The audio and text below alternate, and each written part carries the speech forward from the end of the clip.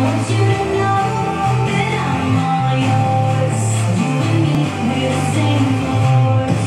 I want you to know that it's our time. You and me, breathe the same life. Hello, my name's Jeffrey, and today I've got my second book haul ever for you. Not very big.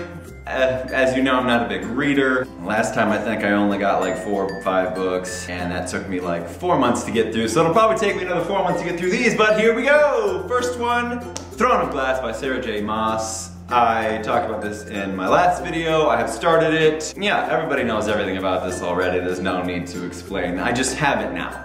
Number 2, I heard Katie Tastic talk about this, just gush over this really. Red Rising by Pierce Brown. So this is a sci-fi. Hopefully it won't let me down like the Fifth Wave did. I think it sounds more interesting to me than the Fifth Wave did, so plus, Pierce Brown is supposedly the most attractive young adult author in the world, so there's that. Third, I've heard so many good things about Patrick Ness that I had to pick up one of his books. So I snagged this hardcover from Amazon, super cheap. And it's got the little window in it, that's so cool. And I love this cover. It looks like there would be a texture to it. Kind of a rough, like the wrong side of a fabric or something, but it's not. And what sold me for this one was Emily Jean talking about it and saying that the main character drowns in the first chapter. So I thought, whoa! Other than that, I know nothing about it. But hearing so much about Patrick Ness, I have to trust that he's good. Next up, we've got Ready Player One by Ernest Cline. I've heard so many things about this book too, but also what sold me for this was Emily Jean telling me that there was a dog in here like Doug from Up. I think that in itself is enough to get me to read this. Yeah, nothing more to say on that. These are all like pretty standard booktube books. Except for the last one, I've got here The Child Thief by Bram. Just Bram. And I heard Bangity Bangs talk about this one, and it just sounded really cool. And the cover is what got me too. It's like this Peter Pan-esque figure, except he's a ginger and he's wearing these epic like fantasy clothes. It just sounds like a good old-fashioned dark fairy tale, and I am obsessed with those. So I had to get it. Plus, Bangity keeps gushing over it, so if he likes it, there's gotta be something to it. So yeah, small book haul, just 4 books here. Or 5 books, I can count. And like I said, it'll probably take me 4 or 5 months to get through them. So when I first started BookTube, I was like, this is great, it's gonna get me to read so much. I'm gonna be up there with all these people that set their book reads goal to like 100 books a year. But I mean, being in this community now for like 4 months, I'm realizing I'm not just gonna suddenly change and start reading a shit ton more than I normally do. But I just watched Benjamin of Tome's Extravaganza, where he talked to a bunch of new authors, and they all talked about how much they read, and it's extremely low too. So that made me feel more comfortable and like, okay, I'm not just a shitty person and don't read, like I'm just, authors and readers are 2 different types of people, I guess. Readers love reading and just have to do it, and write sometimes.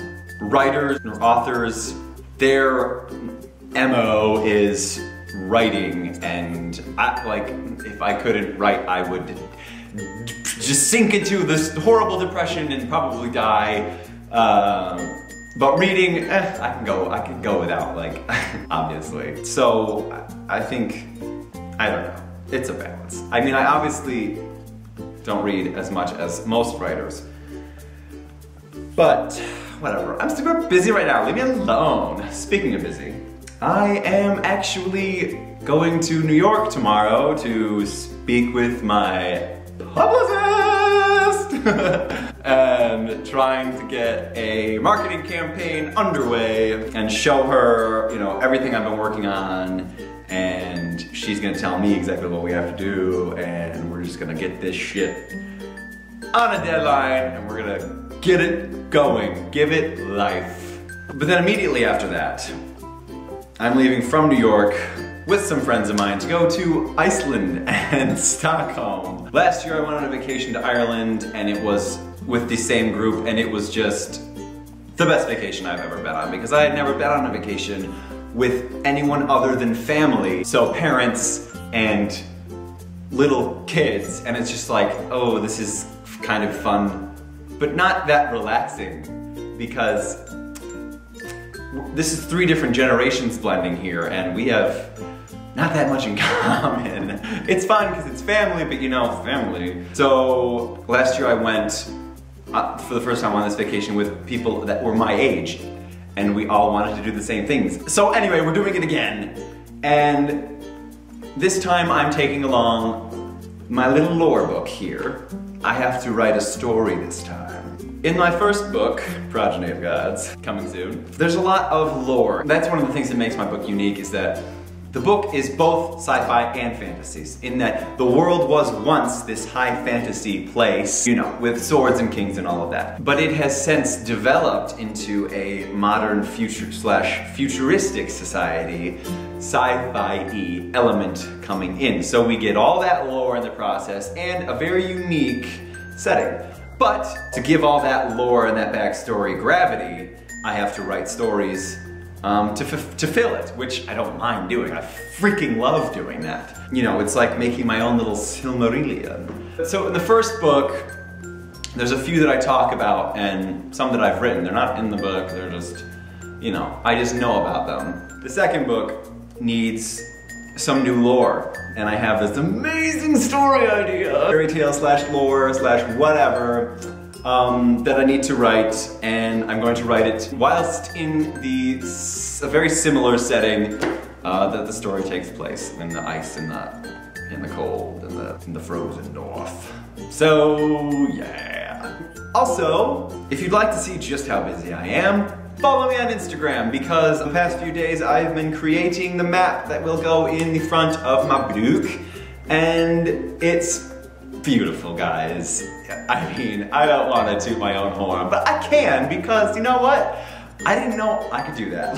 I keep staring at it. It's not even done yet, but I keep staring at it and I'm like, so I can toot my own horn because it doesn't feel like I did it, you know? It feels like, I don't know, and I'm so proud of it. Anyway, I'm following in the tradition of Tolkien and drawing my own friggin' maps and put them in the book, although I think Christopher Tolkien actually drew the maps in those books. But his dad obviously drew out all the original ones. All right, exciting shit's happening. I don't know what the next video I'm gonna make is, but it's probably going to be epic.